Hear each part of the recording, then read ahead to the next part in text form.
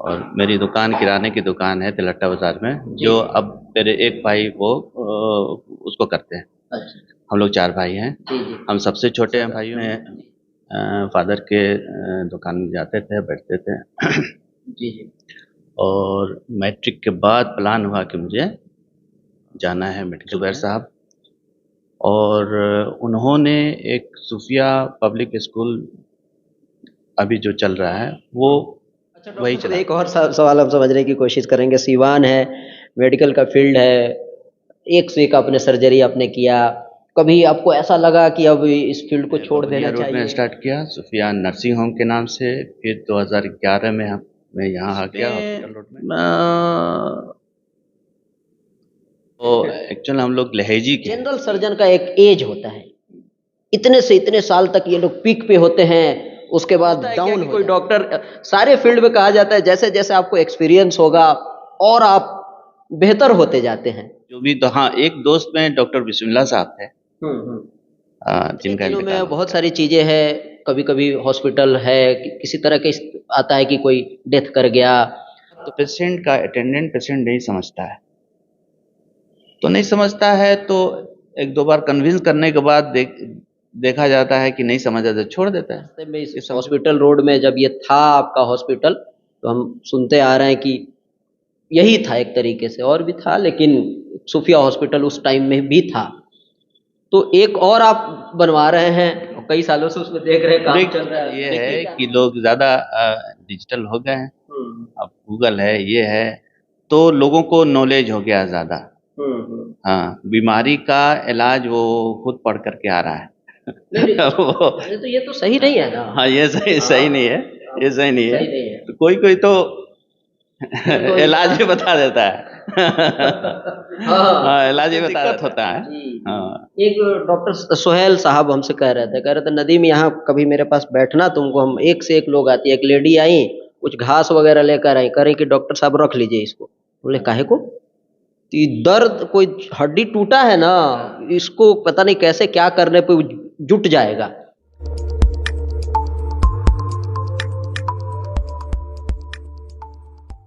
आप सभी का हमारे चैनल पे, आप सबको पता है अलग अंदाज टीम का एक स्पेशल प्रोग्राम हम लोग करते हैं। आप सबको पता है जिनका भी सीवान गोपालगंज को आगे बढ़ाने में योगदान है, चाहे वो एजुकेशन का फील्ड हो, चाहे वो मेडिकल का फील्ड हो, चाहे वो आपका पॉलिटिक्स हो, वैसे लोगों के पास हम लोग जाते हैं, उनकी शुरुआती दौर स्ट्रगल, उन तमाम चीज़ों को जानने की कोशिश करते हैं ताकि लोकल में जितने सारे जो आम लोग हैं उन तक ये बात पहुंचे, वो भी अपने बच्चों को दिखाएं, ताकि जिनको आप जानते हैं उनके बारे में जब आप उनकी कहानी को सुनते हैं तो एक अलग मोटिवेशन मिलता है।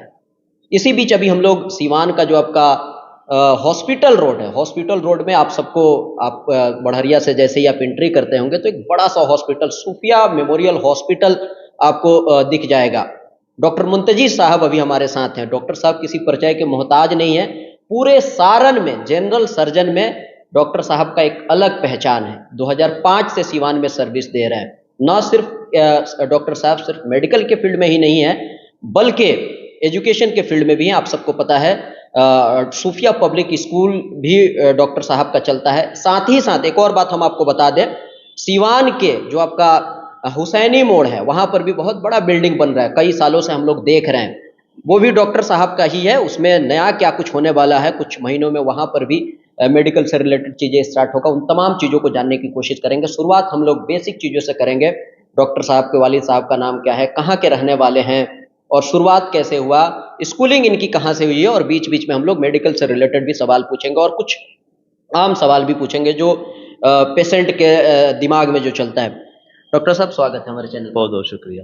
जी डॉक्टर साहब क्या कहेंगे, शायद आपने हमारा इस प्रोग्राम को आपने देखा होगा और थीम चीज़ें आप समझ गए होंगे, तो आपके बारे में तो मैंने अपने हिसाब से इंट्रोड्यूस कर दिया है, और इसमें कुछ ऐड करना चाहते हैं नहीं तो? नहीं, कुछ नहीं, मोर देन सफिशिएंट है। जी जी हाँ। जी। तो आपके वालिद साहब का क्या नाम? मेरे वालिद साहब का नाम अहमद हसन साहब है। जी और वो एक बहुत सिंपल बिजनेसमैन थे। और मेरी दुकान किराने की दुकान है तिलट्टा बाजार में, जो अब मेरे एक भाई वो उसको करते हैं। अच्छा। हम लोग 4 भाई हैं। जी जी हम सबसे छोटे हैं भाइयों में। जी जी। और सबसे बड़े भाई हैं वो भी डॉक्टर है। वो उनका यूनानी मेडिकल कॉलेज चलता है और 12 चकिया में।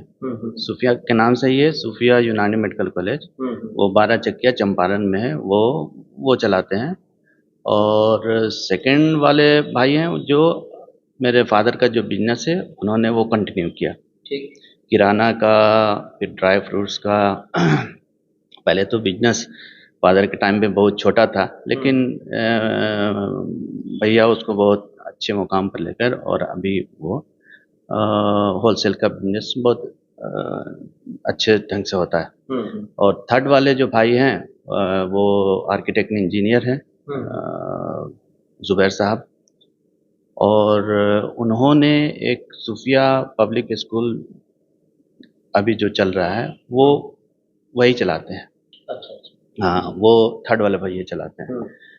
और सबसे छोटे हम हैं। तो मैट्रिक तक तो हम दुकान में, मेरा भी काफ़ी कंट्रीब्यूशन रहा।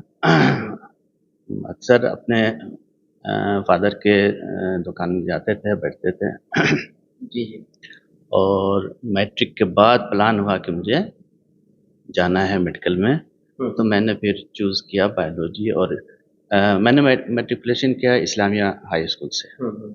और फिर 10+2 में मैं यहाँ से किया डीएवी कॉलेज से, डीएवी कॉलेज से। और उसके बाद फिर +2 करने के बाद मैं गया पटना, वहाँ फिर तैयारी की। और फिर 92 में मैं एडमिशन लिया एमबीबीएस में। मेरा हुआ दरभंगा मेडिकल कॉलेज में। फिर वहाँ से एमबीबीएस करने के बाद फिर पीजी में मेरा पीएमसीएच में हुआ, और बहुत अच्छा रैंक था उस वक्त। तो मैंने अपने चॉइस से मैंने सर्जरी ऑप्ट किया। हालांकि रैंक इतना था कि सब कुछ मिल रहा था, लेकिन चूंकि सर्जरी में शुरू से मेरा इंटरेस्ट रहा, तो मैंने सर्जरी ऑप्ट किया। और फिर उसके बाद सर्जरी करने के बाद डायरेक्ट हम यहाँ 2005 में आ गए सिवान। चूँकि और मैं आगे पढ़ना चाह रहा था, मेरा चॉइस ये था कार्डियोथोरेसिक में, लेकिन नहीं, नहीं हो पाया। तो फिर मैं प्रैक्टिस स्टार्ट कर दिया सिवान। उस वक्त मैं बबनिया रोड में स्टार्ट किया, सूफिया नर्सिंग होम के नाम से। फिर 2011 में मैं यहाँ आ गया हॉस्पिटल रोड में। और चल रहा था। हाँ, तो उस वक्त से कंटिन्यूअस। एक दो चीज़ें यहाँ पे थोड़ा सा हमारे दर्शकों को मन में होगा। एक तो जो आपने बिजनेस के बारे में, अपने वालिद साहब के बिजनेस के बारे में बताया, कहाँ के हैं ये अभी क्लियर नहीं हुआ। हाँ जी। तो एक्चुअल हम लोग लहेजी के हैं। जी जी। और तो मेरा तो गांव में आना जाना कम रहा है। हाँ। और भाइयों का, बड़े भाइयों का है। जब होश संभाले तब तो यहाँ मकान बन चुका था, और हम लहेजी मेरा बहुत कम आना जाना हुआ, लेकिन हम लोग हैं लहेजी के। मतलब आपके वालिद साहब या दादा, वालिद साहब यहाँ आ गए थे? हाँ, वालिद साहब आ गए थे। सिवान में कहाँ? सिवान में नया किला। हाँ, ठीक है। ये भी हो गया। दूसरी बात जो आपने बताया कि हमने 10th किया इस्लामिया स्कूल से ना। 12th आपने कहाँ से किया था? डीएवी कॉलेज से। बोर्ड कौन सा था? बोर्ड नहीं, बिहार बोर्ड। था। हाँ, बिहार।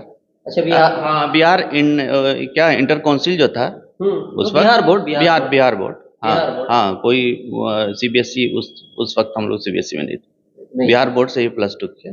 हाँ। अच्छा, उस टाइम में आपके जो 10th से पहले जो आपके दोस्त थे, क्या अभी भी वो लोग टच में हैं? 10th के पहले सिलेक्टिव दोस्त थे हमारे। और स्कूल में तो और भी जो भी, तो हाँ, एक दोस्त में डॉक्टर बिस्मिल्लाह साहब थे, जिनका इंतकाल हो गया। वो हमारे स्कूल से इस्लामिया स्कूल में मेरे साथ थे। और वो कॉलेज में भी हम लोग एमबीबीएस में एडमिशन लिए। वो 1 साल बाद में लिए, लेकिन सेम कॉलेज से हम लोग एमबीबीएस किए। तो दोस्त में तो वो एक मेरे स्कूल के दोस्त थे। और भी हैं जो दूर दूर चले गए। हाँ, वो सिवान में नहीं है उस तरह में। वो नहीं। हाँ, कुछ दोस्त तो हैं टच में। अभी भी टच में हैं। एक और सवाल। जब आप स्टार्टिंग में पढ़ रहे थे तो उस टाइम आपके घर का फाइनेंशियल हालात कैसा था? ठीक था या एवरेज था? एवरेज था। उतना पढ़ाई में मुझे कोई मुश्किल ऐसा नहीं आया, ठीक है।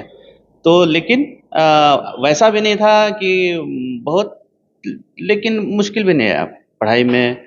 मीडियम क्लास था, हाँ चीजें था, हाँ मीडियम क्लास किसी था। चीज की दिक्कत और नहीं थी जी। फादर का, मेरे भाइयों का बहुत सपोर्ट रहा। जहाँ जैसी ज़रूरत हुई कभी कमी नहीं हुई।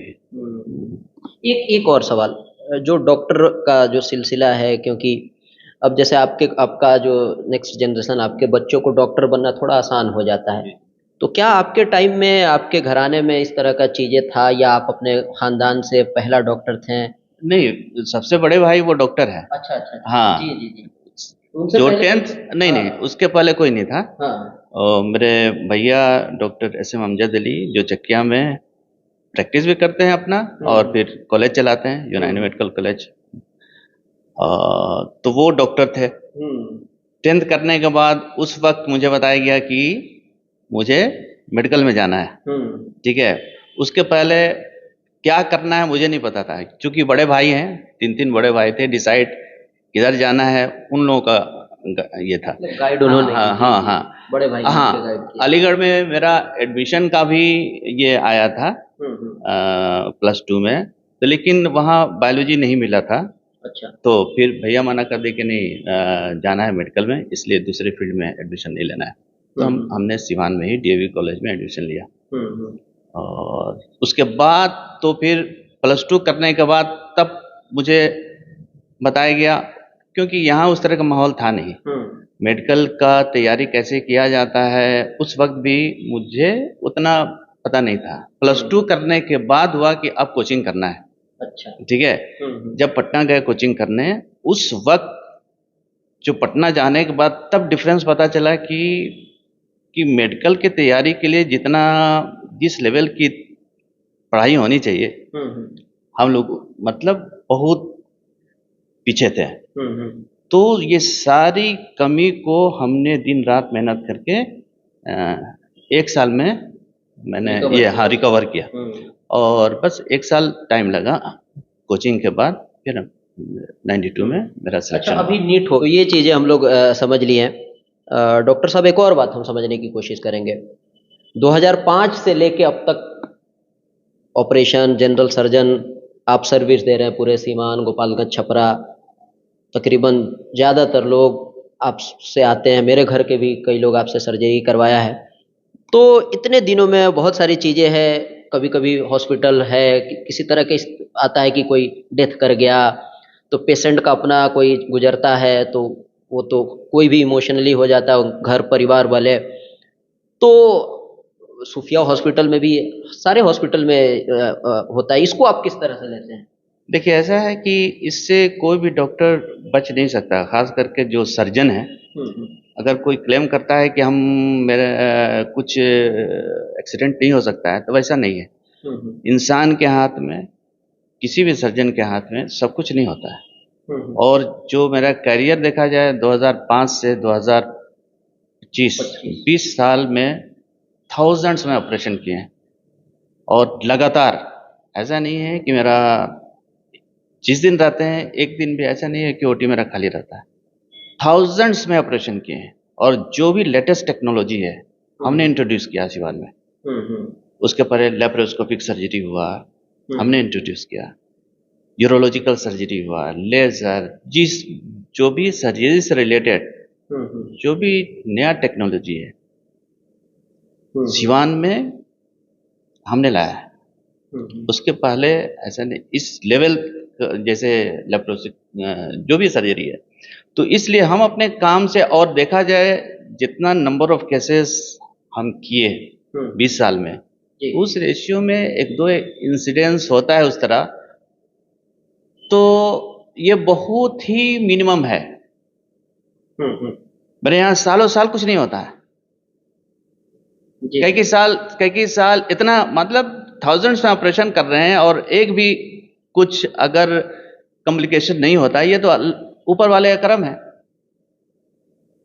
और 20 साल के करियर में 2-3 अगर इंसिडेंस हो गया, ये तो इतना सक्सेस रेट तो पटना में, दिल्ली में, कहीं भी जाइए, अपोलो में, एम्स में जितना हम केयर करके जो मेरे हाथ में है और जितना प्रिकॉशन हम लोग लेकर करते हैं, मुझे नहीं लगता है कि इतना ज़्यादा success rate, successful operation, success rate दूसरी जगह होगा। वो ये अल्लाह ताला का करम है। एक दो इंसिडेंट्स को छोड़ दिए, वो फिर इंसान के हाथ में नहीं है। हाँ, फिर तो इंसान और इंसान के अगर कुछ होना होता है ना, तो जिसको आप सोचे नहीं होंगे सब कुछ नॉर्मल होगा, ठीक है ना, उसके साथ हो जाएगा। जो जिसको कहीं से भी आप सोचे नहीं होंगे सब कुछ नॉर्मल है, उसके साथ हो सकता है। होता यह है कि बहुत सारे मतलब कंजेनाइटल एनोमलीज रहता है, जो ऑपरेशन का पहले जो भी इन्वेस्टिगेशन कराया जाता है तो डिटेक्ट नहीं हो पाता है, और कौन सा दवा किसको रिएक्शन कर जाएगा, क्या होगा, बॉडी कैसे रिएक्ट करेगा, तो कुछ रेयर केस में वो डिटेक्ट नहीं किया जा सकता है। तो वो तो जी। अच्छा डॉक्टर साहब, एक और सवाल हम समझने की कोशिश करेंगे। सीवान है, मेडिकल का फील्ड है, एक से एक आपने सर्जरी आपने किया, कभी आपको ऐसा लगा कि अब इस फील्ड को छोड़ देना चाहिए, या क्योंकि मूड अलग अलग सिचुएशन इंसान के ज़िंदगी में आता है, कभी आपको लगा कि मेडिकल फील्ड छोड़ के आप एजुकेशन भी ऑलरेडी एजुकेशन के फील्ड में भी आप हैं, छोड़ देते हैं, चलो एजुकेशन में स्कूल में एज ए प्रिंसिपल काम करें या किसी और फील्ड में चले जाएं, नहीं, सीवान छोड़ के चले जाएं? नहीं, ऐसा नहीं। सीवान के लोग बहुत अच्छे हैं जी। और कहीं भी जाइए कुछ लोग तो रहते ही उस तरह कॉम्प्लिकेटेड, तो ऐसा नहीं। सीवान के लोग बहुत अच्छे हैं और हमको तो बहुत इज्जत मिली है यहाँ, और ये मेरा पैशन है, ठीक है। तो मुझे कभी ऐसा फील नहीं हुआ कि अब प्रैक्टिस छोड़ देना चाहिए या फिर इससे मन उब गया, ऐसा नहीं है। हम आज भी उसी जोश में करते हैं ऑपरेशन, और मुझे कहीं भी थकावट नहीं होती है। लगातार कितना कितना ऑपरेशन कर देते हैं। दूसरा कोई देखता है तो बोलता है कि मतलब उतना ही, मतलब मेरा हॉबी टाइप का है। जब तक हम ऑपरेशन करेंगे नहीं, अगर जिस दिन ऑपरेशन कम है या नहीं करेंगे उस दिन थकावट ज़्यादा महसूस होती है। हाँ, तो ऐसा नहीं है, कभी फील नहीं हुआ। और मैं अपने इस फील्ड से काफ़ी सेटिस्फाइड। हाँ, मुझे हाँ, नहीं, कोई ऐसा इंसिडेंट हुआ, होता ही है कभी कभी, जैसे हम लोग भी काम कर रहे हैं। इंसिडेंट ये तो प्रैक्टिस में होना ही है ना। कुछ थोड़ा बहुत ऊंचा नीचा होता है, तो उससे ऐसा थोड़ी है कि आप अपने फील्ड है। एक और सवाल, ये एक और सवाल अचानक मेरे जहन में आ गया। गांव के लोग जो होते हैं नॉर्मली, अपना सच्चाई क्या है या साइंटिफिक उसका क्या ये है, अपने से किसी चीज़ का इलाज लोग, औरतें खास करके बात करती हैं, या इसमें मेल भी हैं, कि जनरल सर्जन का एक एज होता है, इतने से इतने साल तक ये लोग पीक पे होते हैं, उसके बाद डाउन हो जाते हैं। अभी मेरे जहन में ये सवाल आया, तो ये क्या है, क्या ऐसा होता है क्या कि कोई डॉक्टर, सारे फील्ड में कहा जाता है जैसे जैसे आपको एक्सपीरियंस होगा और आप बेहतर होते जाते हैं, तो ये नहीं, देखिए इसमें एक्सपीरियंस सर्जरी में बहुत मायने रखता है। कौन से कॉम्प्लिकेटेड केस को कैसे टैकल करना और कैसे स्मूथली उसको निकाल देना है, टेबल से बाहर करना है, रिकवर स्मूथली करना है, ये एक्सपीरियंस के बाद आता है। अगर कहीं इंसिडेंस हुआ तो उसको फिर एनालिसिस होता है, बाहर नहीं अंदर एनालिसिस चलता है कि ये इंसिडेंस या अगर कुछ कॉम्प्लिकेशन हुआ तो क्यों हुआ, वो गैदर करके अगर कोई प्रैक्टिस में है इतने सालों से, तो एक्सपीरियंस ये अपना पे करता है कैसे ट्रीटमेंट करना है। तो ऐसा नहीं है इसमें ये अगर लोग सोचते हैं कि ज़्यादा दिन के अगर सर्जन हो गए तो सर्जन की लाइफ कम है, तो मेरे समझ से ऐसा तो नहीं है। अब मुझे तो ऐसा फील नहीं होता है। हाँ जी। चलिए ये भी एक बात होगी। आम लोग देख के, क्योंकि हम लोग लोगों के बीच में रहते हैं तो इस तरह की चीजें हम लोग सुनते हैं, अपने से अपना चीजों का समाधान वो लोग निकाल लेंगे, जबकि सच्चाई कुछ और है। डॉक्टर के पास ही आप आके बोलते हैं कि डॉक्टर साहब ऐसे कर दीजिए, ऐसा कर दीजिए, फिर आप डॉक्टर के पास काहे को आए हो? ऐसा भी है, ये तो आप लोग ज्यादा फेस करते होंगे। हाँ, जी जी। आजकल ये है कि लोग ज़्यादा डिजिटल हो गए हैं। अब गूगल है, ये है, तो लोगों को नॉलेज हो गया ज़्यादा। हाँ, बीमारी का इलाज वो खुद पढ़ कर के आ रहा है। नहीं नहीं, वो ये तो सही नहीं है ना। हाँ, ये सही सही नहीं है, ये सही नहीं है। सही नहीं है। तो कोई-कोई तो तो इलाज भी बता देता है। हाँ, हाँ, इलाज भी बता देता है, अभी तो उसपे दिक्कत होता है। जी, हाँ, एक डॉक्टर सोहेल साहब हमसे कह रहे थे नदीम यहाँ कभी मेरे पास बैठना, तुमको हम एक से एक लोग आती है। एक लेडी आई, कुछ घास वगैरह लेकर आई, कह रही कि डॉक्टर साहब रख लीजिए इसको। बोले काहे को? कि दर्द, कोई हड्डी टूटा है ना, इसको पता नहीं कैसे क्या करने पे जुट जाएगा। तो कह रहे कि हम इतना हमने पढ़ा, इतना ये किया, और ऐसा हो जाएगा। अब तो इस तरह की गांव में गाँव में चलता है, लेकिन कुछ चीज़ हम देखते हैं कि अगर कुछ गाँव में ऐसा कुछ है धारणा कि खाने के बाद ये ऑपरेशन के बाद ये नहीं खाना चाहिए, ऑपरेशन के बाद ऐसे रहना चाहिए, तो उसमें कुछ सच्चाई भी है और बुक में नहीं मिलता है, लेकिन कहीं ना कुछ है उसमें। तो जो नॉर्मल जो लोग मानता है कि ऑपरेशन के बाद ये नहीं खाइए, उसको अवॉइड कर ही देना चाहिए। जी जी जी। हालांकि ऑपरेशन के बाद हम तो बोलते हैं कि यार सब कुछ खाना है, कहीं कुछ ऐसा कुछ नहीं है कि हाँ ये दूध खाने से ये हो जाएगा, मछली खाने से ये होगा, ऐसा कुछ नहीं है, लेकिन अवॉइड ही कर देना चाहिए। कहीं ना कहीं इतने सालों से लोगों का भी एक्सपीरियंस है, ठीक है, तो उनको उनका भी अहमियत देना चाहिए। नहीं, वो तो राय भी ले लें, मतलब डॉक्टर से आके। तो ऐसा नहीं, तो जी, ऐसा नहीं है कि सारी बात गांव की गलत है, ऐसा भी नहीं है। कहीं ना कहीं कुछ सच्चाई उसमें छुपा रहता है जो हम लोग नहीं जानते हैं, जो बुक पे नहीं मिलता है। अगर उस घास में वो एक्सपीरियंस की है वो औरत कि ये घास का लेप लगा देने से दर्द ठीक हो जाता है, तो हो सकता है कि 5 to 10% सच्चाई हो सकती है उसमें। वो हड्डी जुट जाएगा, जुट जाए, कुछ हो सकता है, कुछ हो सकता है। इसको 100% आप नकार भी नहीं सकते हैं, क्योंकि जो भी मेडिसिन है, जो भी है, तो कोई हर्ब से, किसी पेड़ के छिलका से, इसी सब से ही ना एक्सट्रैक्ट हो रहा है। कोई अलग से तो कुछ हो नहीं रहा। ये भी तो कोई प्लांट से ही एक्सट्रैक्ट हो रहा है, ठीक है। तो कुछ सच्चाई रहता है इसमें। हम ओवरऑल हमने बात किया। हाँ, ठीक है। अब इसमें ही अपना इलाज सॉल्यूशन, वो हाँ, आप आके डॉक्टर के पास ही गाइड करते हैं। हाँ, कितने ऐसे भी आप अपने आप को सरेंडर कीजिए। ये इस कहीं ना कहीं लोगों का हमने देखा है। हम डॉक्टर साहब, हम अगर किसी डॉक्टर के पास जाते हैं, हम सरेंडर कर देते हैं। आप पे मुझे बिलीव है, विश्वास है, तो मुझे कहीं ना कहीं लगता है कि बहुत सारे लोगों में ये हम देखते हैं, इसीलिए हम इसको नहीं, हाँ, जो ट्रीटमेंट उस वक्त बहुत अजीब तरह का फील होता है कि इसको जरूरत है ऑपरेशन की और इमरजेंसी है, ऑपरेशन करना बहुत जरूरी है, और वो बात पेशेंट का अटेंडेंट पेशेंट नहीं समझता है। तो नहीं समझता है तो एक दो बार कन्विंस करने के बाद देखा जाता है कि नहीं समझा तो छोड़ देता है, ये समझो। जी, ठीक है। अब पता है कि स्टोन दोनों यूरेटर में फंसा हुआ है। अब उसको हम बोले कि भाई देखो, इसमें इमरजेंसी है, इसको अब डिले नहीं किया सकता है, ब्लॉक कर दिया दोनों यूरेटर, तुरंत करना होगा। तो कोई पेशेंट तो ठीक है, मान लिया कि हाँ कर दीजिए इसका, और कोई बहुत गलत लेता है कि डॉक्टर साहब पैसा के लिए तो नहीं बोल रहे हैं, ठीक है, तो उसके हाल पर छोड़ दिया जाता है कि भाई मेरा फर्ज है तुमको बताना, ये है, इसमें देर करना सही नहीं है, ठीक है, इसको तुरंत इसमें इंटरवेंशन करना होगा। तो वही है, डिपेंड करता है कि अटेंडेंट कैसे रिएक्ट कर रहा है, क्या सोच रहा है।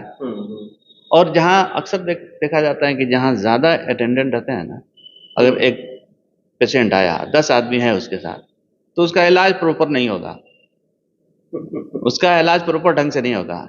कोई उसमें कुछ बोलेगा, कोई उसमें कुछ बोलेगा, कोई उसमें कुछ बोलेगा। ठीक है। अगर कोई डॉक्टर चाह भी रहा है ढंग से इलाज करने के लिए, इतना इरिटेशन हो जाता है, भाई लेके जाओ। और वो खुद नहीं, कोई कहेगा कि चलो वहां पर कुछ, वहां कोई बोलेगा पटना चलो, तो उसका प्रॉपर इलाज नहीं हो पाता है। हाँ, ये है लिमिटेशन। ये अब आ जाते हैं थोड़ा सा, लोगों को विजुअल में भी दिख रहा होगा, वीडियो में भी दिख रहा होगा, जो आपका हुसैनी मोड़ है, वहाँ पर भी बड़ा सा बिल्डिंग बन रहा है ऑलरेडी पहले से ही। तो एक इस रास्ते में, इस हॉस्पिटल रोड में जब ये था आपका हॉस्पिटल, तो हम सुनते आ रहे हैं कि यही था एक तरीके से, और भी था लेकिन सूफिया हॉस्पिटल उस टाइम में भी था। तो एक और आप बनवा रहे हैं, और कई सालों से उसमें देख रहे हैं काम चल रहा है, देखिए, उसमें क्या नया कुछ होने हाँ, वाला है? मेरी हमेशा कोशिश रहती है कि जो यहाँ पे कमी है उसको दिया जाए। उसी में हम बरसों से लगे हुए हैं उस हॉस्पिटल पे, क्योंकि हमको जैसे तैसे हॉस्पिटल स्टार्ट नहीं करना है। ठीक है। एक एक चीज को हम बहुत माइन्यूटली उसको एनालिसिस करते हैं, क्या जरूरत है सिवान के लोगों को। और उस हॉस्पिटल में एक बहुत अच्छी टीम है, डीआरएल ग्रुप है, जिस ग्रुप ने मेडिवर्सल हॉस्पिटल, मेडिवर्सल पटना उसने एस्टैब्लिश किया है, मेदांता एस्टैब्लिश किया है, मेडिका एस्टैब्लिश किया, बहुत सारे मेडिका वो एस्टैब्लिश किया है। उस ग्रुप को मैंने हैंड ओवर किया है वो प्रोजेक्ट, क्योंकि मुझे देना है सिवान में एक बिल्कुल कॉरपोरेट हॉस्पिटल। थोड़ा सा भी वो जो पटना का मेडिवर्सल है, मेडिका है, उसका एकदम रेप्लिकेट यहाँ करना है। जी जी, बिल्कुल ये कॉरपोरेट टाइप का हॉस्पिटल खुलेगा इंशाल्लाह। तो उस ग्रुप हैंड ओवर लिया है। काम बहुत तेजी से चल रही है, और प्लान ये है कि जून तक इनॉग्रेशन हम लोग करेंगे। तो मल्टी हॉस्पिटल सारे डिपार्टमेंट का है उसमें, और कार्डियोलॉजी, न्यूरोसर्जरी, न्यूरोलॉजी, आईसीयू जो उसमें खुल रहा है, या जो भी डिपार्टमेंट है, एकदम वर्ल्ड क्लास। क्योंकि उस देखने से पता चल जाएगा कि हाँ, ये क्या डिफरेंस है इस हॉस्पिटल में। और दूसरा कि इतना सब कुछ कॉरपोरेट सेटअप देने के बाद मेरा प्लान ये है कि एकदम जिन्विन कॉस्ट पे, जिन्विन रेट में सब कुछ वहां करना है मुझे। क्या कोई, यही मेरा सवाल यही था। हाँ, एकदम जिन्विन, जैसे ऐसा नहीं है कि इतना बढ़िया हॉस्पिटल अगर हम खोलते हैं तो उसको हम कॉस्ट इफेक्टिव बनाना चाह रहे हैं, कि पेशेंट पर बर्डन नहीं पड़े, और जो भी पटना जा रहे हैं पेशेंट, गोरखपुर जा रहे हैं, जितना पैसा लग रहा है, या फिर जो सिवान में इलाज हो रहा है, ठीक है ना, तो हम एकदम फर्स्ट क्लास सर्विस दे करके एकदम नॉमिनल चार्ज में हम इलाज करेंगे। उस पर हम लोग काम चल रहा है, और मेरा प्लान यही है कि सर्विस नंबर 1, और जो 3 टायर सिटी का एक जो चार्ज होता है, ठीक है, सर्विस देंगे पटना का, जी, ठीक है, पटना, गोरखपुर, लखनऊ, उस सर्विस वो देंगे, लेकिन हम चार्ज लेंगे सिवान का। चार्ज सिवान का लेंगे। बहुत सारे पॉलिटिशियन होते हैं, हाँ, ऐसे लोग होते हैं, दिल्ली चले जाते हैं, तो मुझे ऐसा लगता है कि क्योंकि वहाँ मतलब लगता है कि यहाँ पे हम, तो वैसा भी उनके लिए भी उस तरह का सारे तरह का सेटअप है वहाँ पे। जब इनॉग्रेशन होगा, जब खुलेगा, आप आकर के देखिएगा किस तरह का मेरा प्लान चल रहा है, और वो मुझे लगता है कि हम अपने प्लान में सक्सेस होंगे इंशाल्लाह। एक और सवाल, ये लास्ट ही सवाल है, कोई ऐसी बात जो आपको लगता है सीवान, छपरा, गोपालगंज के लोगों तक पहुंचनी चाहिए, कोई मैसेज, सामाजिक मैसेज, या मेडिकल के पॉइंट ऑफ व्यू से एज ए डॉक्टर होने के नाते पेशेंट को क्या गाइड करेंगे, जो हम पूछ नहीं पा रहे हैं, ऐसा लगे मतलब कि ये चीज़ें लोगों तक पहुंचनी चाहिए? इसमें